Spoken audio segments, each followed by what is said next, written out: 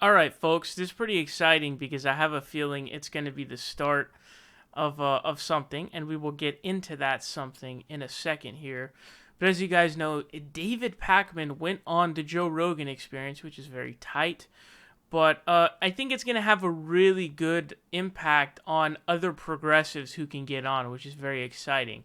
And I will get into that later. But here, Joe Rogan and David Pakman are speaking about what happened to Clam Chowder, and they're talking about this. And Joe Rogan actually brings up, this is funny because it means that Joe Rogan either sees them or he watches them. Because believe it or not, Joe Rogan is like, he watches, I think, a good amount of content. Like, he watches David Pakman's videos and other progressives as well. So he's seeing Sam Seder's videos, or he's even watching them. I mean, who knows? Who knows at this point? But they're going to start speaking about this, and he's basically going to ask, is there a difference between what Stephen Clam Chowder did to Carlos Mazo, or is it the same thing as what Sam Seder does to Dave Rubin? Let's go ahead and check this out. The terms of service say is not allowed. Is that different, in your opinion, than someone singling something out for what you believe is their mental incompetency? Well, that mental incompetent. Do you mean that they're ignorant, or that they're mentally ill or cognitively limited? Cognitively limited, mocking their ability to think, mocking their intelligence, mocking their decisions, mocking the way they talk, and then encouraging other people to do the same thing. And then that person gets harassed based on their intelligence, based on their performance on particular YouTube videos and conversations. And there's active harassers. There's people that do that. Is there a difference between, say, what Sam Seder does to Dave Rubin? What does Sam do to Dave Rubin? He has... I don't know that I've seen that video. Dozens of videos. Don't say that video. He has dozens of videos where he's just dunking on Dave Rubin. So, I have some as well. I believe that they are substantive. That's my view, is that my videos about Dave Rubin are substantive. Mm-hmm. I don't really watch any left-wing stuff because I want to try to isolate myself enough to make sure that what I'm saying are my ideas unique, yeah. and that I'm not taking them. So Sam's a friend of mine. Sounds like a comic. And that's interesting. Yeah, comics do that. I don't know, but if there's some specific examples, we could comment about them. But I think that to your first question, there is a difference between going after someone for sexual orientation, right, than going after them for the fact that they say things that are wrong or don't know stuff, until you're making fun of someone who has an actual handicap of some kind of,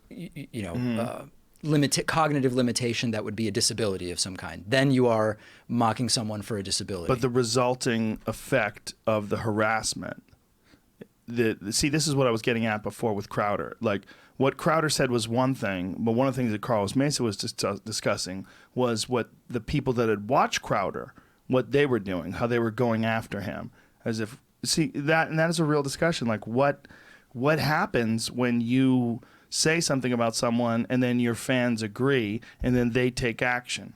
Which I didn't see that in the Steven Crowder decision that the Okay, so this is very interesting, obviously, right? Because it has to do with Sam Seder, as well as he'll talk about Michael Roberts a little bit as well. He'll mention Michael Roberts in a bit, which we'll get to later on. But so here what he's trying to do is, and it's super weird because the way that he's saying it is almost like you're admitting that, or you're claiming that, or you would agree with the perceived notion or the notion that you've created that Dave Rubin has some sort of a cognitive limitation, which is really stunning to me. That's the way that he said that.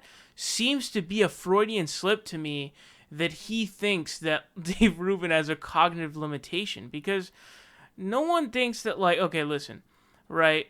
Dave Rubin doesn't have any less of a capacity of a brain than any of us. You know what I'm saying? We don't even know what his real thoughts are, because he's such a fake and a fraud, right? So it's impossible to tell what's really going on in there. But, none of us, especially, I don't, obviously, and I would say most people don't.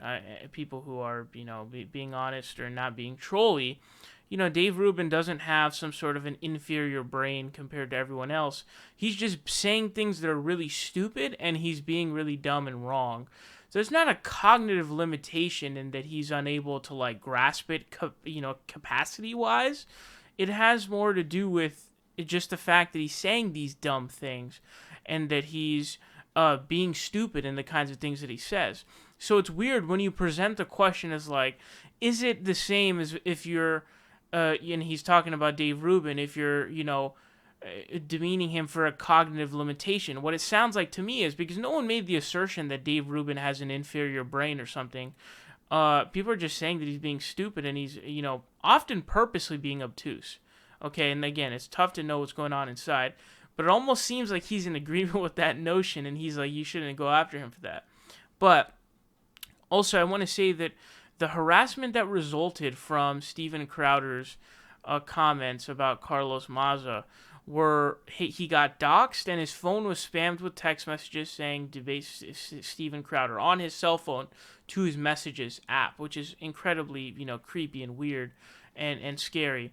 And he also got a bunch of comments that were, calling him a lesbian, queer, and other things like that, obviously. So that is not even close to the same thing. The level that Sam Seder's fans or whatever get to is like tweeting at him saying debate Sam Seder, because obviously he claims to be a marketplace of ideas holder, but at the end of the day, really, that's not what he is, and so he's a complete and utter fraud, right? So I don't really think you can even really call that, quote, harassment, really at all, to be honest with you. I mean, it's on your Twitter app. Nobody's insulting you personally. It would be bad if people were calling him, using his sexual orientation as some sort of a slur. That would be bad. That would not be good. That would obviously be wrong. But that's not what they're doing. They're saying debate Sam Seder. Occasionally saying debate Sam Seder, you coward, which is just an accurate portrayal of Rave Dubin, to be quite frank with you, as you guys are all well aware. And as David points out there, like, no, if you're going after dumb things that someone's saying and they don't have some sort of a disability of the brain, then no, you're not making fun of them for that, nor should you make fun of someone who has a brain disability, obviously. But it's this weird also, it's this kind of weird, like, almost Freudian slip where it's like you're kind of giving away, like, you seem to at least have this notion or belief that he has some sort of a cognitive limitation, because otherwise, why would you say that? Which is very interesting to me. But, here we got Sam Seder over on Twitter. Here's what Sam Seder says. He added Joe Rogan, and he said, Joe, let's talk. Happy to address this on your show. So this is dope. Now, the reason why I say this is dope is because there's a really good chance that this happens. Obviously, Joe Rogan knows. I don't know if I don't think they have any sort of outside relationship or anything, but Joe Rogan has spoke about Sam Seder an incredible amount for a very lengthy time. So he's very well aware of who Sam Seder is. He's very well aware of the Majority Report, the show, and all of that stuff. He knows who Sam Seder is. David Pakman is a good friend of Sam Seder, so he's going to have a connect with him. We already know Kyle Kalinske went on. And so, this tweet has like 2,600 likes, right? So, I mean, that means that Joe Rogan's notifications are getting blown up with this tweet. So, hopefully it happens, you know what I'm saying? You can try to, I guess, at Joe Rogan or retweet this tweet or whatever to try to get his attention. Hopefully he'll do it.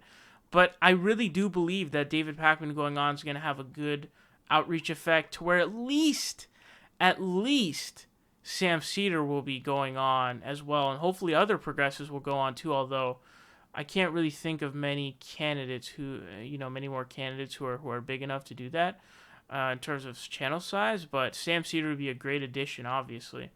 And so that would be lit. I really, really, not only do I hope that happens, I think it will. I just think it's an inevitable, immovable sort of issue. Now, here's something interesting. So you guys all know Michael Roberts, right, from the Michael Roberts Show. He does a lot of foreign policy stuff. He's got a really good show, and he's a really cool dude. But let's see what Joe Rogan has to say about him. Dave Rubin, and Sam Seder dunking on him all the time. It's kind of the same thing, and Michael Roberts as well. It's the same. You know what I feel? I feel like Joe Rogan genuinely enjoys. He genuinely enjoys talking about Sam Seder dunking on Dave Rubin. Be applied to Dave Rubin and Sam Seder dunking on him all the time. It's kind of the same thing, and Michael Roberts as well. It's the same sort of thing. Michael Roberts as well. So obviously that's Michael Brooks, not Michael Roberts. But let's slow this down. It's kind of the same as well. Oh no, he's Thing in All right, wait. Michael Roberts as well. So he says Michael Roberts there. Obviously, it's Michael Brooks, which is hilarious. We might have to use Michael Roberts for a little bit just as a funny joke. But you know, he did